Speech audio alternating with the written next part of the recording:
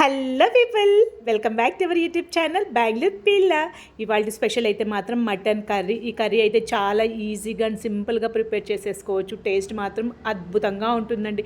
దీనికి కాంబినేషన్గా అయితే మాత్రం నేనైతే ఇవాళ గీ రైస్ అయితే చేశాను. ఈ గీ రైస్కి మటన్ కర్రీ అయితే తింటూ ఉంటే ఇంకా తినాలి అనిపించేంత టేస్ట్ యమ్మీగా ఉంటుంది. ఇంకెందుకు ఆలస్యం, ప్రాసెస్లోకి అయితే వెళ్ళిపోదాము.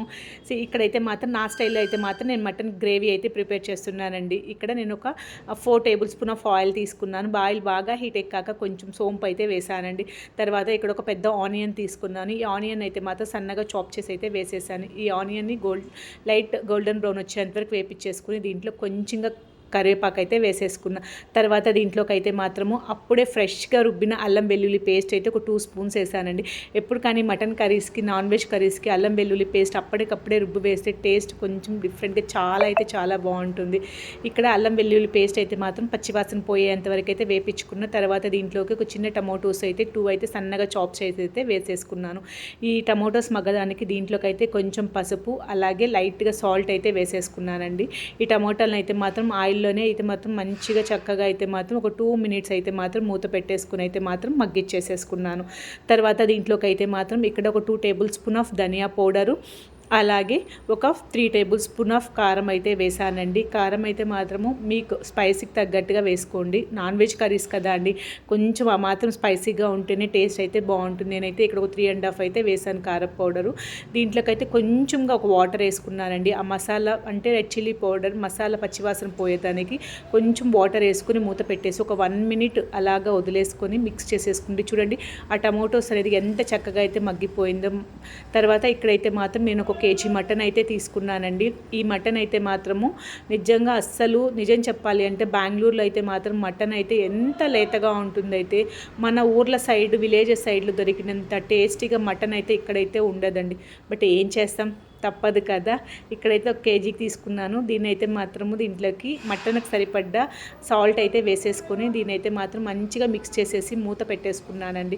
మీడియం ఫ్లేమ్ మీద ఒక 10 మినిట్స్ అయితే మాత్రం దీన్ని వాటర్ యాడ్ చేయకుండా అయితే మగ్గిచ్చేసాను.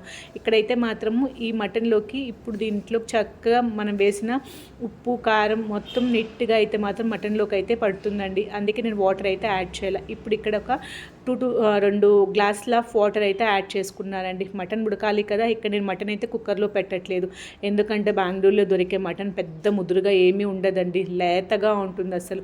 అలాగే మనం నార్మల్గా అయితే కుక్ చేసుకుంటే సరిపోతుందండి. ఇక్కడ నేను మూత పెట్టేసుకొని ఒక మీడియం ఫ్లేమ్లో అయితే మాత్రము ఒక 25 to 30 మినిట్స్ అండి మటన్ అయితే మాత్రం ఉడికిచ్చేసాను. చూడండి ఈ మటన్ అయితే మాత్రం ఇక్కడ ఎంత చక్కగా అయితే ఉడికిపోయిందో. ఇప్పుడైతే మాత్రం దీంట్లోకి అయితే మాత్రం ఒక table spoon of garam masala అలాగే 1/2 table spoon of mutton masala powder అయితే యాడ్ చేసేసి ఒక 15 మినిట్స్ అండి లో ఫ్లేమ్లో అయితే కుక్ చేసేసాను. చూడండి కర్రీ అనేది అయితే ఎంత దగ్గరికి ఎంత గ్రేవీ లాగా అయితే మాత్రం ప్రిపేర్ అయిపోయిందో. నిజం చెప్తున్న టేస్ట్ కూడా అంతే బాగుంటుంది. లాస్ట్లో అయితే మాత్రం కొత్తిమీర యాడ్ చేసి ఒక 2 మినిట్స్ అయితే మూత పెట్టేసుకున్నానండి. మూత పెట్టేసుకుని తర్వాత స్టవ్ అయితే ఆపేసుకున్నాను. అంతేనండి, యమ్మీ మటన్ కర్రీ అయితే రెడీ అయిపోయింది. నిజంగా చాలా సింపుల్గా ఈజీగా అయితే మాత్రం ప్రిపేర్ చేసేసుకోవచ్చు ఈ కర్రీ అయితే మాత్రం. దీనికి కాంబినేషన్గా నేనైతే మాత్రం ఇక్కడైతే గీ రైస్ కూడా ప్రిపేర్ చేసుకున్నాను. ఈ రెండిట్లీ డెడ్లీ కాంబినేషన్ చాలా యమ్మీగా ఉంటుంది.